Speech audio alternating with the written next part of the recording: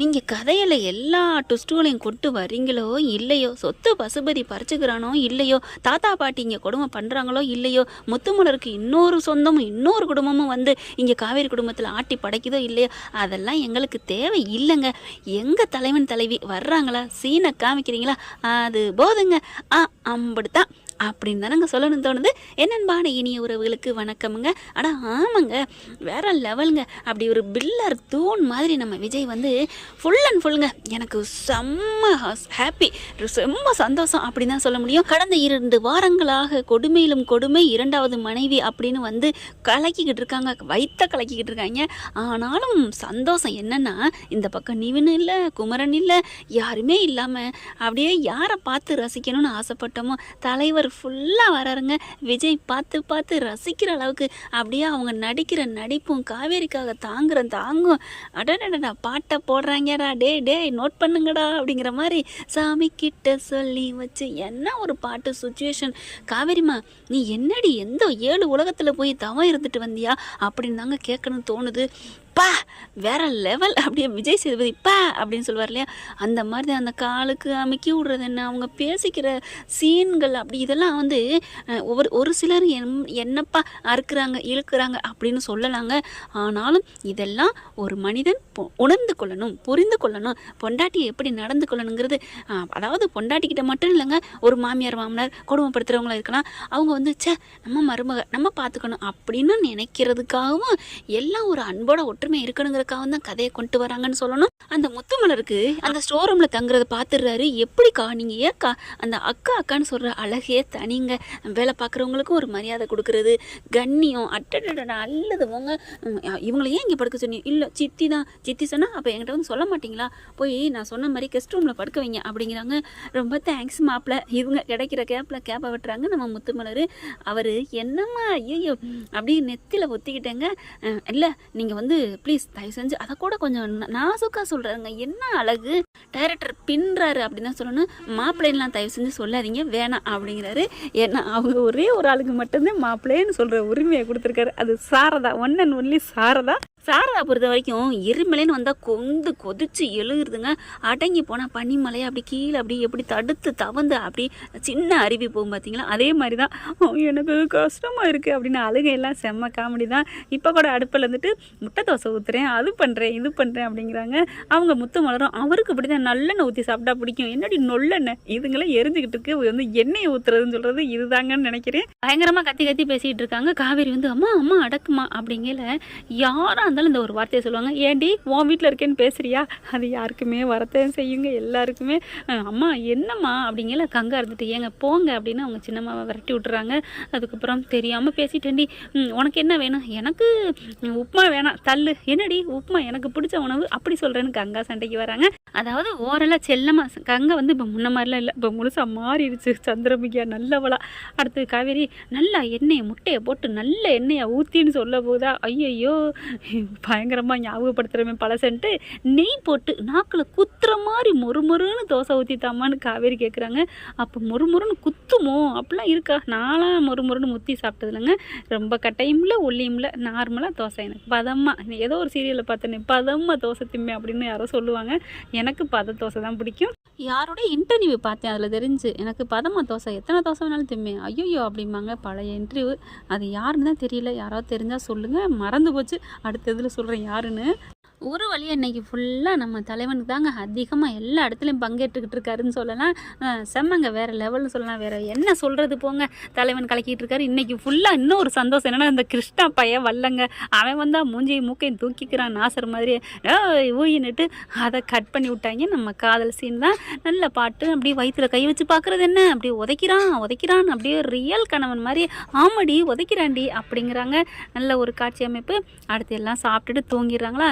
தூங்கினதுக்கப்புறம் காலையில் கங்கா என்ன பண்ணுறாங்க, அப்படியே ஒரு மாதிரியாக பார்க்குறாங்க. அவங்களுக்கு அவங்க குமரன் ஞாபகம் வருது. சோகமாக அப்படியே புருஷனை நினச்சிக்கிட்டே இருக்காங்க. என்ன எதை நோக்கி போகுதுன்னு தெரியலையே அப்படின்னு சொல்லிட்டு இருக்கல தாத்தா வர்றாங்க. இங்கே காவேரி விஜய் எல்லாம் வந்து அப்படியே அழகாக அசம்பிளி ஆகிறாங்க. உட்காந்து பேசிகிட்டு இருக்காங்க. முத்துமலர் குடும்பம் வருது, ஆனால் அங்கிட்டு தள்ளியே நின்றுக்கிறது. எதுக்குடா பிரச்சனை அப்படின்னுட்டு தாத்தா வந்து விஜய்கிட்ட பேசுகிறாங்க. இங்கே பாருப்பா, எனக்கு ஒரே குழப்பம்ப்பா. என்ன தாத்தா, நைட்டு ஃபுல்லாக கனவுல ஒரே மாதிரி என்னமோ மாதிரி இருக்குப்பா அப்படிங்கிறாங்க.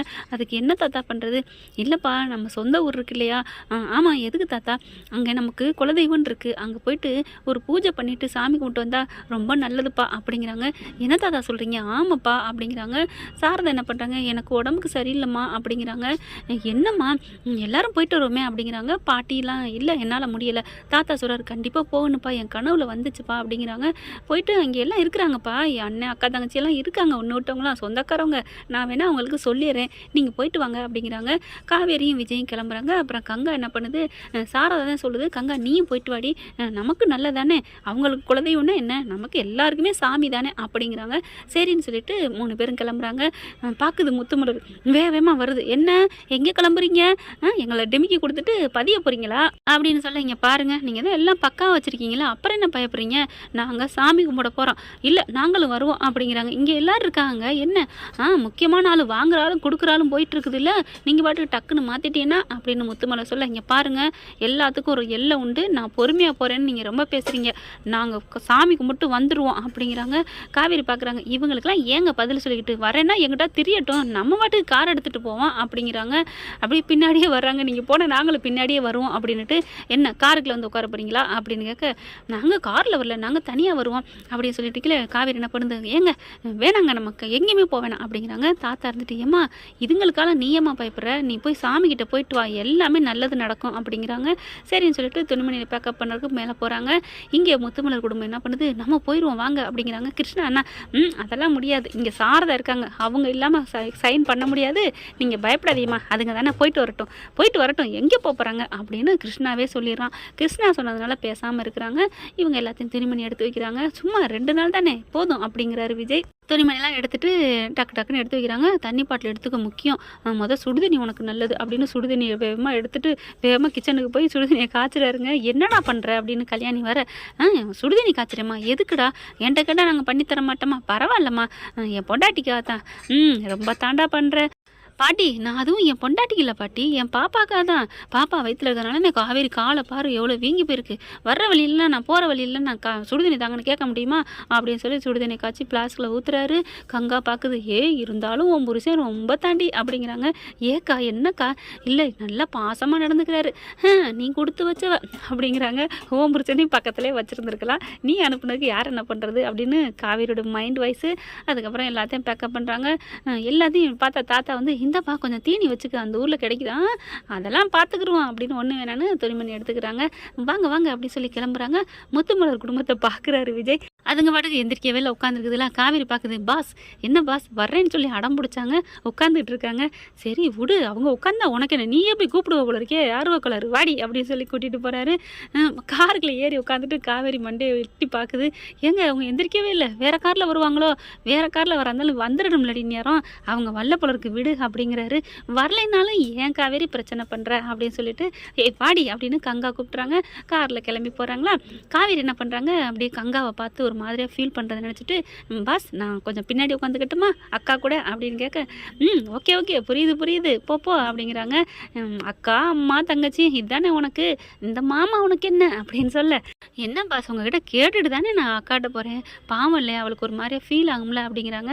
சரிடி போய் உட்காந்துக்க அப்படிங்கிறாங்க. கங்கா பின்னாடி போய் உட்காந்துக்கிறாங்க. ஏன் நீ முன்னாடி போ அப்படின்னு கங்கா சொல்ல, பரவாயில்லக்கா இருக்கட்டும் நான் பின்னாடியே வரேன் அப்படின்னு சொல்லி காரில் போயிட்டுருக்காங்க. போயிட்டே இருக்கையில் நல்லா ஜாலியாக பேசிகிட்டே போகிறாங்க. இங்கே பாருங்கள், வீட்டில் நடக்கிற எந்த பிரச்சனையும் மனசில் சுமந்துக்காதீங்க, நம்ம ஜாலியாக என்ஜாய் பண்ணிட்டு வர்றோம். என்னது ஜாலியாக என்ஜாய் பண்ணவா, சாமி கும்பிட போகிறாங்க அப்படின்னு கங்கா சொல்ல, சாரி மறந்துட்டேன், தாத்தா தானே சொன்னார், சாமி கும்பிட போனால் மூஞ்சி உருன்னு வச்சுக்கிட்டா போகணும், ஜாலியாக போவோம், இதில் என்ன இருக்குது அப்படின்னு சொல்லிட்டு பாட்டை போட்டு விட்றாரு. காரில் போயிட்டுருக்காங்க 3 பேரும். அப்படியே கங்கா வந்து குமரனை நினச்சிக்கிட்டே வராங்க. குமரன் அப்படியே நினைக்க காவேரி பார்க்குது, அக்கா என்ன காச்சு உனக்கு என்ன அப்படிங்கல. இல்லடி எனக்கு மாமா நினப்பா வருதுடி. பாட்டு ஓடிட்டுருக்கு, மெதுவாக போயிட்டுருக்காரு. என்ன காரையே மெதுவாக ஓட்டுறீங்க, கொஞ்சம் ஃபாஸ்ட்டாக ஓட்டுங்க அப்படின்னு சொல்ல, காவேரி இப்படி சொன்ன கையோட கங்கா இருந்துட்டே, அதெல்லாம் வேணாண்டி, இதுதான் நல்லது, குழந்தைக்கு நல்லதுன்னு அவர் பார்க்குறாரு.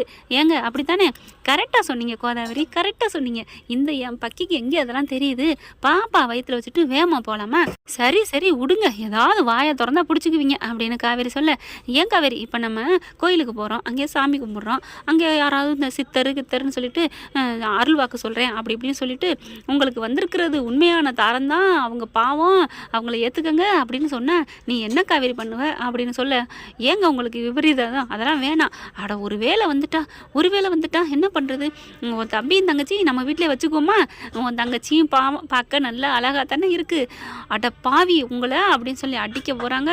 நான் சும்மா சொன்னேன் அப்படின்னு வண்டி ஓட்டிகிட்டு இருக்கல ஒரு மாதிரியாக வேறு பக்கத்து அசையுது. காவேரிக்கு அப்படியே ஒரு மாதிரியாக இருக்குது. என்ன பார்த்து அப்படிங்கல அவங்களுக்கு அப்படியே ஒரு தொண்டை விற்கிறது, அப்படியே விக்கல் எடுக்கிறாங்க, விற்கிக்கிட்டே இருக்காங்க. கங்கா இருந்துட்டு என்னடி ஆச்சு, அவர் சும்மா சொன்னாரடி அப்படின்னு சொல்லல அவங்களுக்கு விக்கல் நிற்கவே இல்லை. காவேரி விற்கிக்கிட்டே இருக்காங்க. விஜய் என்ன பண்ணுறாங்க, என்னாச்சு அப்படிங்கல, ஒன்றும் இல்லை நீங்கள் ஓட்டுங்க நான் பார்த்துக்கிறேன், இந்த தண்ணி குடி அப்படின்னு தண்ணியை கொடுக்குறாங்க. தண்ணி குடித்தாலும் விக்கல் நிற்கவே இல்லை, விற்கிக்கிட்டே இருக்குது காவேரிக்கு. வண்டி என்ன பண்ணுறதுன்னு தெரியாமல் என்ன பண்ணுறாரு, இப்போ விக்கல் நிற்கிறதுக்கு என்ன பண்ணலாம் அப்படின்னு கேட்க கங்கா என்ன பண்ணுறாங்க, ஏதாவது பண்ணுங்க அப்படிங்கிறாங்க. கொஞ்சம் வண்டி அப்படியே வேகமாக அலப்பி ஓட்டுறாரு. ஐயோ பார்த்து ஓட்டுங்க அப்படின்னு கங்கா காவேரி 2 பேரும் கத்துறாங்க. இருங்கன்னு வேகமாக போய் இப்படி ஒரு மரத்தில் போய் மோதுற மாதிரி கொண்டுட்டு போயிட்டு அப்படியே நிப்பாட்டுறாரு. அப்படியே ஆணு கத்திக்கிட்டு காதை பொத்தி கண்ணை பொத்திக்கிட்டு காவேரி அப்படியே நிற்கிறாங்க. கங்கா பார்க்குது, என்னங்க இப்படி, இங்கே பாரு, நான் மரத்துல எல்லாம் மோதலைங்க கோதாவரி மேடம், போய் பாருங்க உங்கள் அக்கா விக்கல் உங்கள் தங்கச்சி விக்கல் நின்றுச்சு பாருங்க அப்படின்னு சொல்ல அப்படியே திரும்பி பார்க்குறாங்க. அப்படியே கண்ணு 2 விரிஞ்சுக்கிட்டு இருக்கு. காவேரி ஆண்ட வாக்கில், காவேரி என்னாச்சு அக்கா, நம்ம எங்கே இருக்கிறோம், என்னாச்சு, ஐயோ. அப்போதைக்கு அந்த சைடு பார்த்தீங்கன்னா புகை மூட்டம் போயிட்டுருக்கு. அவங்க ஏதோ ஒரு கருவேரமெல்லாம் எரிச்சிக்கிட்டு இருக்காங்களா. அக்கா என்னக்கா புகையாக வருது, நம்ம எங்கேக்கா இருக்கோம், ஆக்சிடென்ட் ஆகிடுச்சா, நம்ம உயிரை விட்டுட்டோமா அப்படிங்கல. டக்குன்னு கோதாவரி இல்லை இங்கே போகிறாங்களா, இருங்க அப்படின்ட்டு விஜய் என்ன பண்ணுறாரு, ஆமாம் காவேரி உனக்கு தெரியாதா, நடந்த ஆக்சிடெண்ட்டில் நம்ம 3 பேரும் உலகத்தை விட்டே வந்துட்டோம், நம்ம இருக்கிறது இப்போ மேலூர் அப்படிங்கிறாங்க. என்னது மேல் உலகத்துலையா, ஐயோ அவ்வளவுதானா, அப்போ என் பாப்பா, என் வயிற்றில் இருக்க பாப்பாவும் என் கூட வந்துடுச்சா, ஐயோ அப்படித்தானா, எங்கள் அம்மா விட்டு வந்துட்டேனா, எல்லாரையும் அடி பாவி நான் தான் உங்கூட வந்திருக்கேன் நடி, அப்புறம் என்னடி, இருந்தாலும் ஐயோ போச்சா அப்படிங்கிற ஒரு மாதிரி ஆகுது.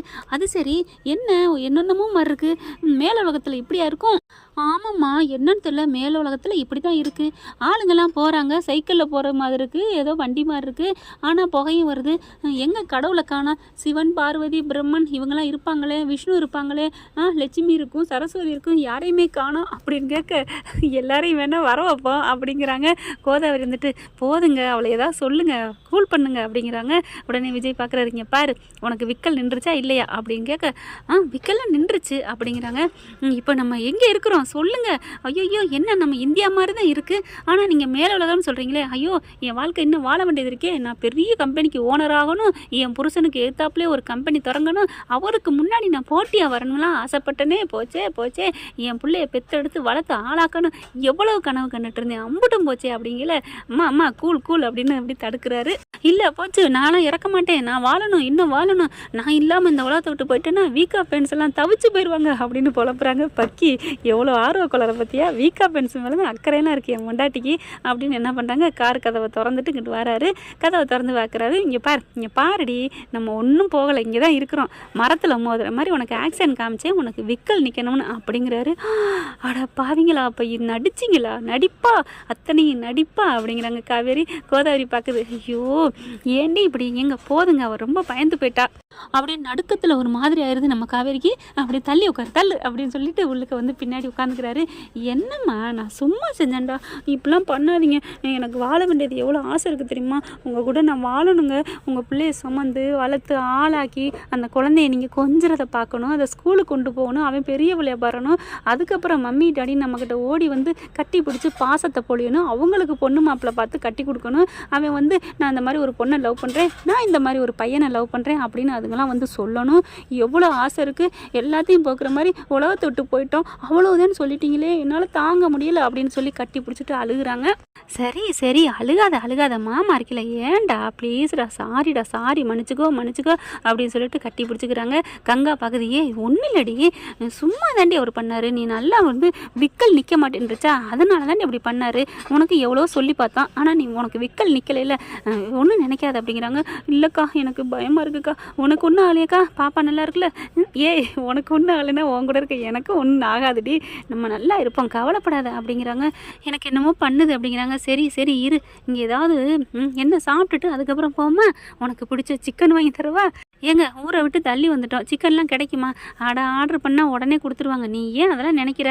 மாமாட்ட சொன்னதுக்கப்புறம் நான் என்னடி இந்த மயிலுக்காக என்ன வேணாலும் பண்ணுவேன் அப்படிங்கிறாங்க. உடனே காவேரி பார்க்குறாங்க, ப்ளீஸ் கொஞ்சம் கோஆப்ரேட் பண்ணுங்கள், அக்கா பாவம், அதனால் இந்த ரொமான்ஸ் எல்லாம் அதெல்லாம் முடியாது அப்படிங்கிறாரு. நீங்கள் தான் அடுத்தவங்க மனசை புரிஞ்சுக்கோங்க தானே, பாவம் இல்லையா அப்படின்னு காவேரி சொன்ன கையோட ஓகே உனக்காக நான் என்ன வேணாலும் செய்வேன் ஓகேவா அப்படின்னு சொன்னோன்னே என் மாமானா மாமா தான் அப்படின்னு கட்டி பிடிக்க போகிறாங்க. உடனே விஜய் சுதாரிச்சுக்கிட்டு என்னையை கட்டுப்படுத்தி அடங்கி இருங்கன்னு சொல்லிட்டு, நீ உன்னால் அடங்க முடியலையா? நீ தாண்டி இப்போ ஆசை ஆர்வத்தை வெளியில் கொண்டு வர, நீ தான் இப்போ வர்ற, உங்கள் அக்கா பார்த்துட்ருக்கு அப்படின்னு. ஐயோ சாரி மாமா, உங்களை பார்த்து நீங்கள் அப்படி பண்ணுற செய்கையெல்லாம் கட்டி பிடிக்கணும் போல் தோணுதே. தோணும் அப்படின்னு சொல்லிட்டு இருக்காங்க. இருங்க ஏதாவது நான் ஆர்டர் பண்ணுறேன்னு சொல்லல, ஃபோன் வருது கரெக்டாக. யார் ஃபோன் பண்ணுறாங்கன்னா சாரதா பண்ணுறாங்க, அதுவும் விஜய்க்கு ஃபோன் பண்ணுறாங்க. அப்படியே காவேரி பார்க்குது, என்னது எனக்கு பண்ணாமல் உங்களுக்கு பண்ணுறாங்களா அப்படின்னு கோவிக்க, இரு அப்படின்னு அட்டன் பண்ணி பேசுகிறாங்க. என்ன நடக்க போகுது, என்ன சொல்ல போகிறாங்க அப்படிங்கிறத அடுத்த எபிசோடில் பார்க்கலாம் ஃப்ரெண்ட்ஸ். இந்த பதிவு உங்களுக்கு பிடிச்சிருந்துச்சுன்னா உங்கள் பொண்ணான கையில் லைக்கை போட்டு சப்ஸ்கிரைப் பண்ணிடுங்க. Thank you friends. அப்புறம் இந்த நியூ கதை எப்படி இருக்குங்கிறத கமெண்ட்ஸில் சொல்லுங்கள். என் செல்ல குட்டிங்களே, ஐயோ எனக்கு ரொம்ப சந்தோஷமாக இருக்குது. ஒரு 4-5 தோழர்கள் தோழிகள், அது எனக்கு ரொம்ப சந்தோஷமாக இருக்குது. கடைசி சீன் வரைக்கும் பார்த்துட்டு நியூ கதை போடுங்கக்கா அப்படின்னு போட்டிருக்கீங்க. ரொம்ப ரொம்ப ரொம்ப ரொம்ப சந்தோஷமாக இருக்குது. ஐ லவ் யூ ஃபேன்ஸ்ன்னு சொல்லிட்டுருக்கு. உங்கள் பேரோட உங்கள் ஊரே சேர்த்து நீங்கள் கமெண்ட்ஸில் சொன்னீங்கன்னா எனக்கு ரொம்ப சந்தோஷமாக இருக்கும். எனக்கு என்ன சொல்கிறேன்னு தெரியுங்க, என்னை வாழ வைக்கிற தெய்வம் நீங்கள் தான். ஐ லவ் யூ.